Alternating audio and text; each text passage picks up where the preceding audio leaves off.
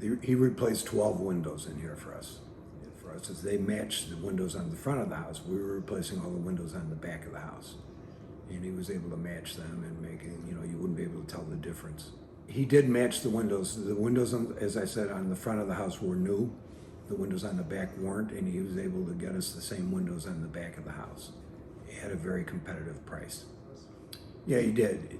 We had some other issues with the house, so that when the windows came in, we were unable to get them installed. And they worked with us for a couple of weeks and held off the installation until we were able to do it. They were terrific. They did a great job. Really a good job. I didn't have a single touch-up thing to do when they were done. They spent hours cleaning up. There was a lot to clean up, and I thought they did a great job. Love them. They're great. Glad it's over.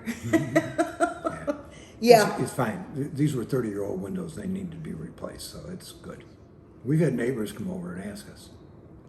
So we actually invited them in and showed them what they did. And so that's the ultimate compliment. They're local. They have a really good reputation. They lived up to that reputation when they put these windows in. They're price competitive, and as I said, they work with you.